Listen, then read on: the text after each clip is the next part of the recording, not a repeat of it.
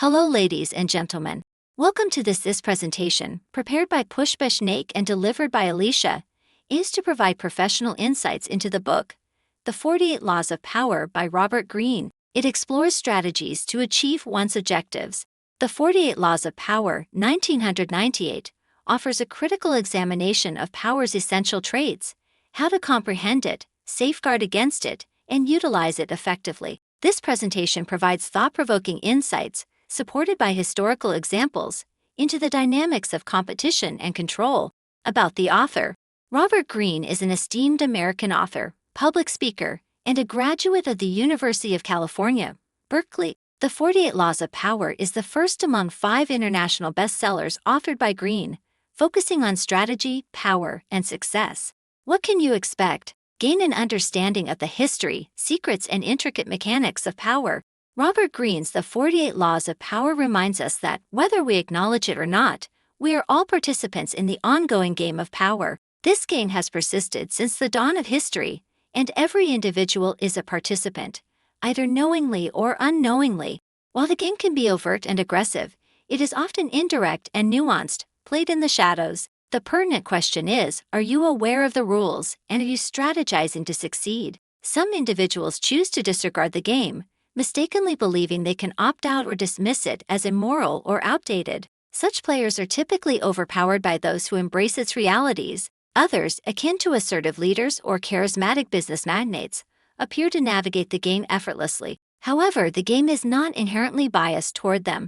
Their skills can be acquired and honed by anyone willing to study and engage with the game proficiently. In The 48 Laws of Power, Robert Greene delineates the rules of the game, utilizing historical instances from various civilizations and drawing on 3 millennia of history. He extracts lessons from masterful strategists that will guide you in outmaneuvering your adversaries and becoming a proficient player, akin to a contemporary Machiavelli. In this presentation, we offer a preview, an initial insight into power, by summarizing 12 of the book's 48 laws. Of course, we are not revealing all the strategies now, are we? Do not surpass the master. Chapter 1. Do not surpass the master. Have you ever endeavored to impress your superior, only to find your efforts result in adverse consequences? You may have inadvertently breached the primary principle of the power dynamics, which, as articulated by Greene, is to never outshine the master. The fundamental rule of power necessitates presenting oneself humbly to those in superior positions. Individuals in power prefer to be the focal point of attention.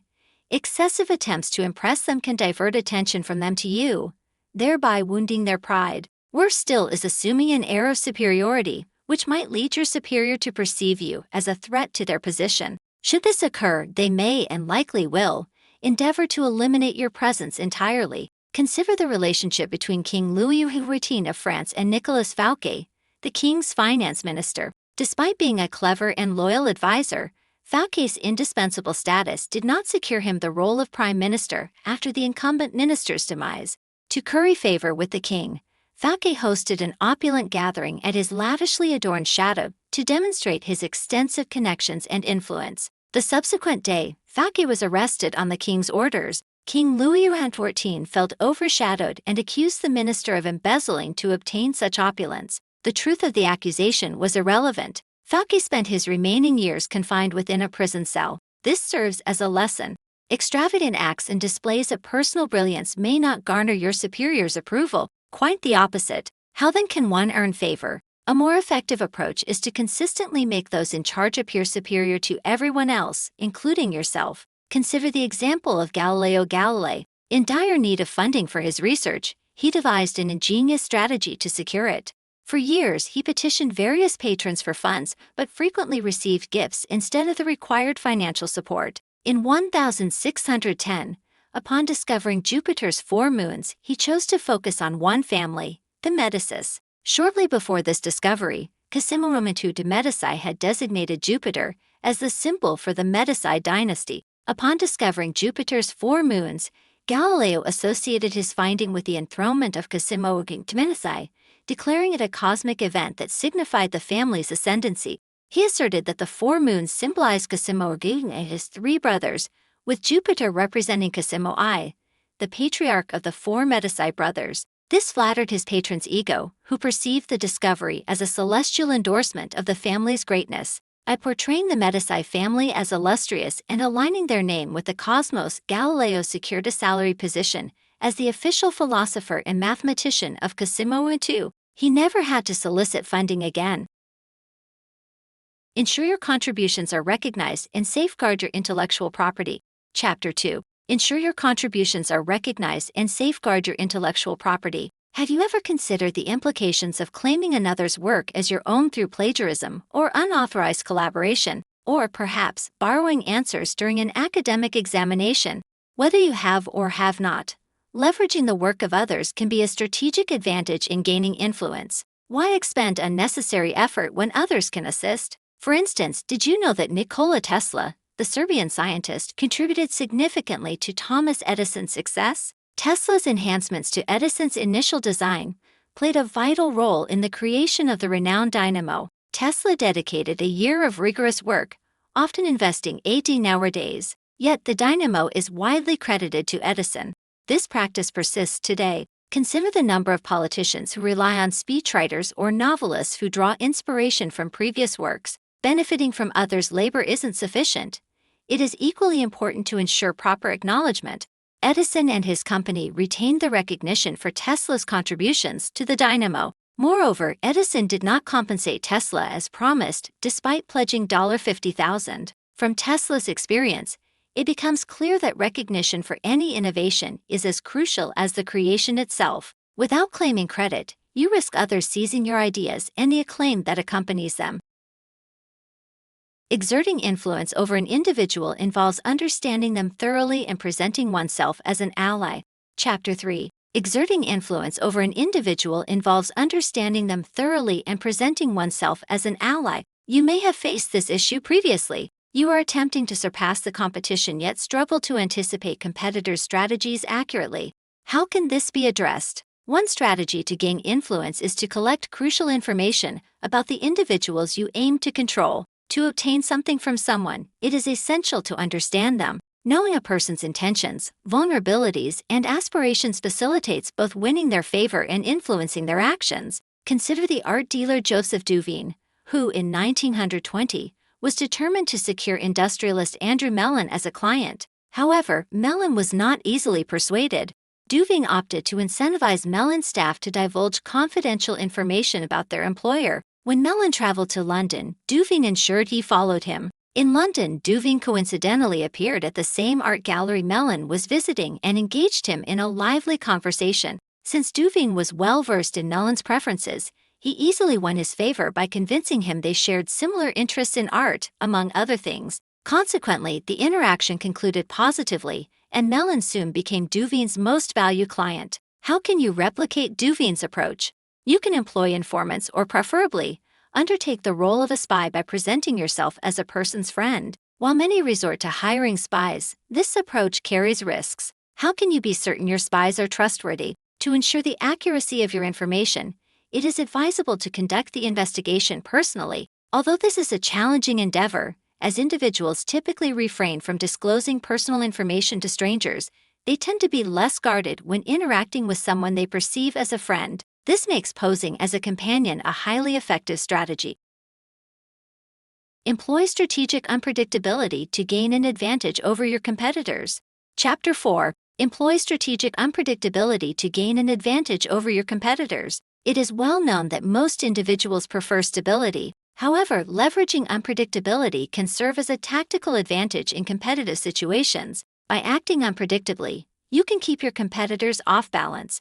Here's how it works. In competitive environments, adversaries often analyze your patterns and decision-making processes to use this information to their advantage. Under such circumstances, adopting an unpredictable approach can prevent them from understanding your strategies, thereby unsettling and intimidating them. Consider the renowned 1972 chess match between Bobby Fischer and the Russian champion Boris Spassky. Fischer was aware that Spassky's strategy involved exploiting his opponent's predictable routines. By being unpredictable, Fischer turned this to his advantage.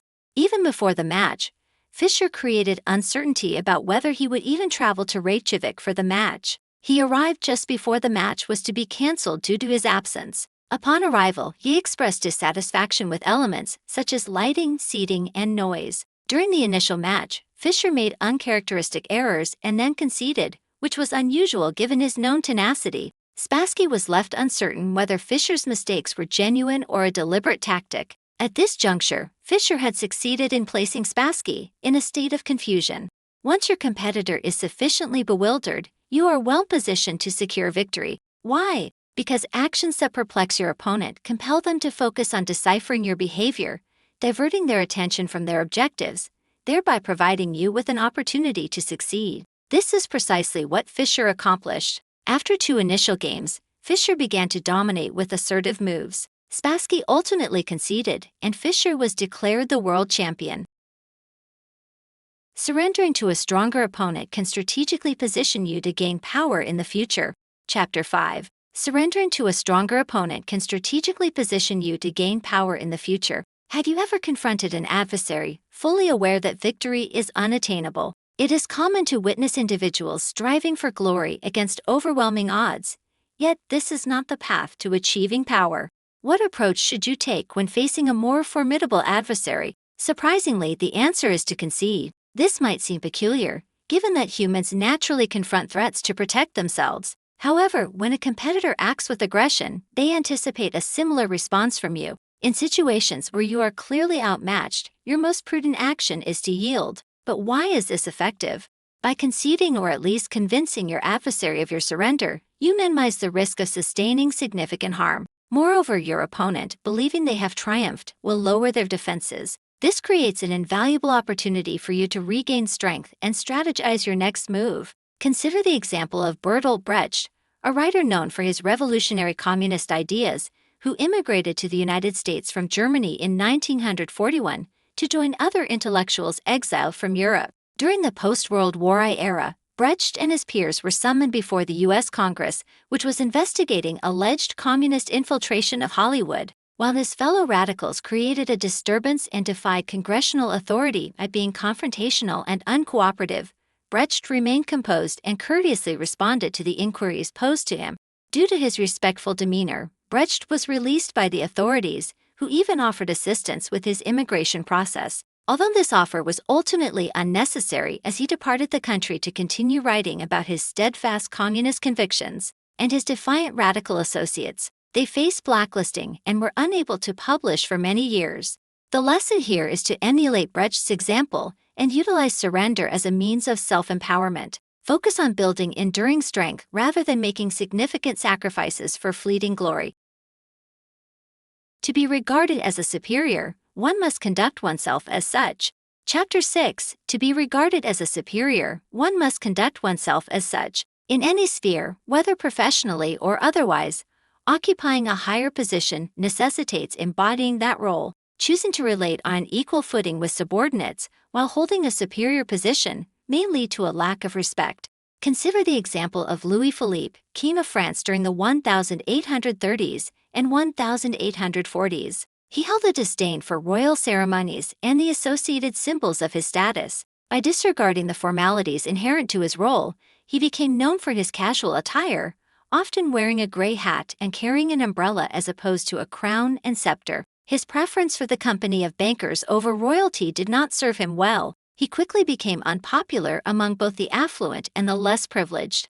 The affluent disapproved of his unconventional demeanor, while the less privileged distrusted a monarch who mimicked their status without advocating for them. Even his banker acquaintances eventually betrayed him when they realized they could disrespect him without facing consequences. The growing animosity culminated in a revolt that led to his abdication. In general, subordinates are wary of those in authority who do not assert their superiority, suspecting insincerity in their modest behavior. What is a more effective approach? It is advisable to adopt the demeanor associated with leadership to command respect akin to royalty. By projecting a sense of superiority and acting in accordance, others will perceive you as deserving of such a position. A pertinent example is Christopher Columbus. By comporting himself with the demeanor of nobility, he was largely perceived as such. His assured interactions with the Spanish royal family eventually persuaded the Spanish monarchy to fund his renowned expeditions. Influence is more effective than force in gaining authority over others. Chapter 7. Influence is more effective than force in gaining authority over others. Imagine you are Xiaogu Liang, the chief strategist for the ancient Chinese state of Shu. War has been declared on China from the south by King Menguo, and it is your responsibility to halt his advance and safeguard the nation. Before understanding the appropriate actions, it is crucial to recognize what should be avoided. Primarily, employing force and coercive methods is unwise, even if they appear to be the simplest option. Exercising strength often leads to secret resentment because force generates opposition. Liang understood this and refrained from attacking, even though he likely could have defeated the invading forces. If he had chosen to attack, Menguo would have harbored animosity towards both China and Liang, necessitating constant vigilance and defense. This would have exhausted all parties and fostered suspicion. Thus, a more effective strategy is influence. Individuals are frequently driven by emotions, and by appealing to their feelings, you can guide them to act willingly according to your desires. This can be achieved by initially threatening your opponent to create an expectation of harm, followed by unexpectedly treating them with kindness. When Menguo attacked China, Liang captured him and his entire army. Separated from his soldiers, Menguo anticipated the worst, but was instead surprised by the offer of fine food and wine. As Liang released the enemy soldiers, he stated Menguo would only be freed upon promising to bow to the Chinese king if captured again. Liang captured Menguo multiple times, yet always released him. Eventually, on the seventh capture, Menguo submitted to Liang and surrendered himself and his kingdom. Despite having the opportunity to eliminate Menguo, a fact well known to his adversary, Liang repeatedly offered generosity and leniency. Consequently, Menguo's gratitude and obligation to the Chinese king grew, leading to his ultimate voluntary surrender. In your pursuit of influence, refrain from relying on your friends and consider alliances with your adversaries. Chapter 8. In your pursuit of influence, refrain from relying on your friends and consider alliances with your adversaries. When faced with a challenging professional scenario, the instinct may be to enlist the support of friends. However, friends may not always be the most reliable allies in business endeavors. Relying on them can be a significant oversight. The rationale is straightforward. Friends are prone to comparing themselves to you, which may breed envy. Hence, it is often prudent to maintain a degree of separation. Historically, Chinese emperors experienced betrayal at the hands of their closest confidants, including those appointed as generals. Recognizing this potential for treachery, Emperor Sung adopted an alternative approach. In 959, he astutely invited his generals, all personal acquaintances, to a banquet. During this gathering, he presented them with estates and wealth, prompting their retirement to luxurious residences. Consequently, Sung enjoyed a prolonged reign of 16 years, a rare achievement for the era. If distancing oneself from friends is advisable, with whom should one collaborate? Surprisingly, forming alliances with former adversaries can be beneficial, expanding one's sphere of influence. In 1807, the French foreign minister, Talleyrand, perceived a decline in Napoleon's imperial control. With this insight, Talleyrand sought to orchestrate his downfall.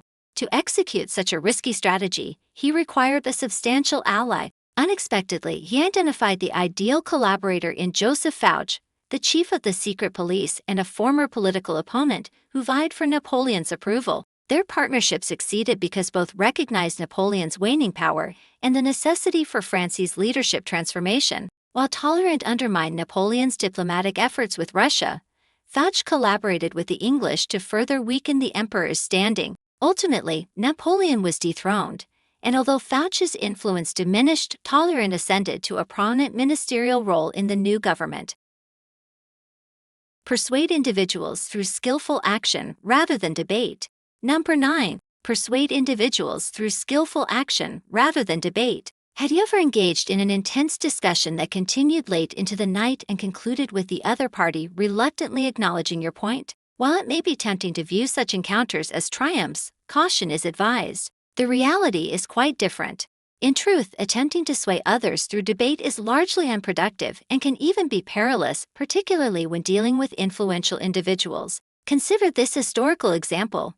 In 131 BC, the Roman consul Mucianus was on a mission to seize the Greek town of Pergamos. To dismantle the city walls, he required a substantial shipmast to serve as a battering ram. However, the engineer tasked with procuring the battering ram was aware that a smaller mast would be more effective. He argued this point to the soldiers, insisting they present the console with a smaller mast.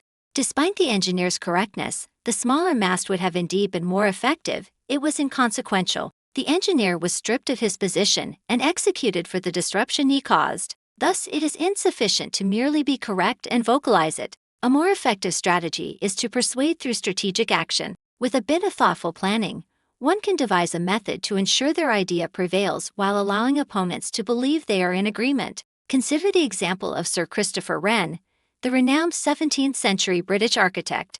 He was commissioned to design a town hall for Westminster, but was not granted complete autonomy. The mayor of Westminster, concerned that the building might collapse and damage his office on the first floor, insisted on the addition of 2 extra supporting columns. Wren was aware that the mayor's concerns were unfounded, but instead of confronting him, he simply constructed the 2 columns. Many years later, workers on a high scaffold discovered that the columns stopped just short of reaching the ceiling. In reality, they contributed nothing to the building's structural support. The astute Wren had circumvented a pointless debate while simultaneously ensuring his point was validated. Ultimately, the columns were removed. When seeking assistance from others, prioritize appealing to their self-interest rather than relying on their goodwill. Chapter 10. When seeking assistance from others, prioritize appealing to their self-interest over their goodwill. Assuming power is a challenging endeavor, and to achieve success, one must enlist the aid of others. The manner in which you request this assistance is crucial. Simply appealing to someone's sense of altruism can be ineffective. Consider the 1400s, when an Italian prince in the town of Luce gained prominence with the backing of the influential Poggio family. However, once in power, the prince neglected the family, focusing solely on his own objectives. Displeased, the Poggios began plotting his downfall, but Stefano, a member of the Poggio family, advocated for diplomacy. Stefano approached the prince, highlighted the impending rebellion, and reminded him of the Poggio family's support. In response, the prince summoned the Poggios to his palace. Instead of amending his conduct and justly rewarding the family, he had them imprisoned and executed, including Stefano. In essence, appealing to individuals' sense of righteousness often proves ineffective. Thus, it is wiser to engage their self-interests. However, this strategy can be complex, as many individuals struggle to see beyond their own self-interests to recognize those of others. For example, in the 16th century, Portuguese emissaries in Japan endeavored to forge relationships and promote Christianity. Their efforts were unsuccessful. This was not due to a reluctance to appeal to Japanese self-interest, but rather an overemphasis on their religious agenda, which prevented them from understanding the true interests of the Japanese. In contrast, when the Dutch arrived in Japan approximately a century later, they astutely identified these interests. They discovered that the Japanese sought trade agreements to access the European market, which the Dutch could facilitate. Consequently, the Japanese emperor severed ties with the Portuguese and established relations with the Dutch instead. Maintaining constant availability may deter individuals. Exercising restraint enhances one's appeal. Chapter 11. Excessive availability can deter individuals. Exercising restraint enhances desirability. Nearly everyone who has embarked on the journey of dating has encountered frustration with human nature to some extent.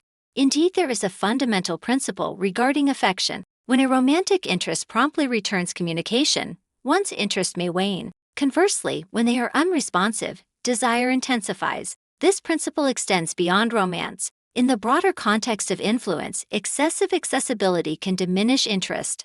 In the 8th century BC, Media, a city located in present-day Iran, was populated by individuals opposed to monarchs and concentrated power. However, in the absence of leadership, disorder was nearly unavoidable. Amidst this disorder, a man named Dioceses offered to mediate conflicts and resolve disputes among rival factions. His exceptional skills in mediation earned him widespread admiration and regard. Nonetheless, over time, as he continued his mediation efforts, his endeavors became undervalued. Since the populace remained resistant to empowering any individual, there was no intention to elevate his authority.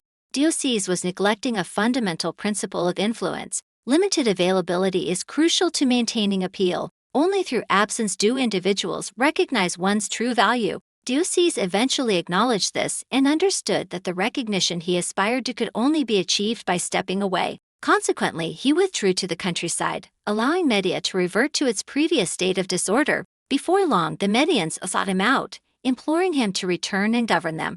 He consented under one condition. A grand palace would be constructed for him, fortified with bodyguards. Once the populace acquiesced, he governed the region for 53 years.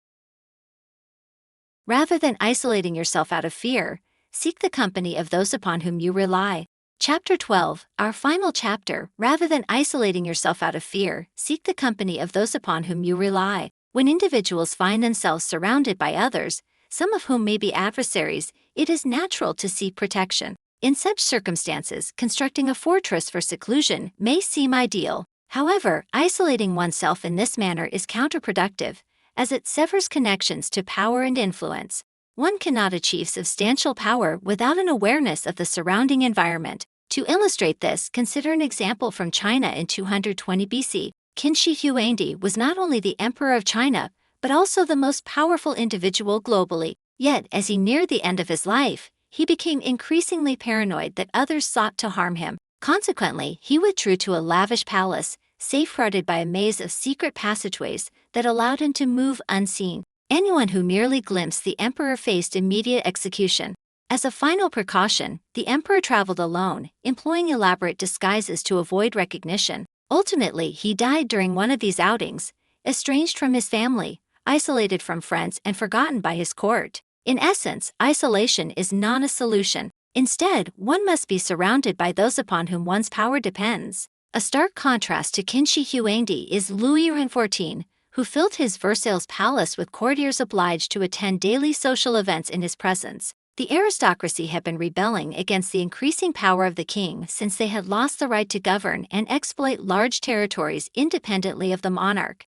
The aristocrats were understandably displeased with these changes. By keeping these same noblemen in his chambers under his watchful eye, where he could employ his powers of manipulation and carefully bestow privileges, Louis thwarted the rebellion. In fact, his courtiers competed for his favor and attention. Conclusion. Final summary. You had just listened to our presentation on the 48 Laws of Power by Robert Greene. The essential message is that the dynamics of power are perpetually at play. While one may attempt to disregard these dynamics, opting out is not an option. Therefore, it is advantageous to understand the rules and engage effectively. Throughout history, power and conquest have shaped the world. Although much has evolved in the modern era, the significance of control and influence persists. By studying the successes and failures of historical power struggles, you can also become a formidable presence in the realm of power. We value your feedback, whether positive or negative, and invite you to rate this presentation. Thank you for your attention, and we look forward to your participation in future presentations.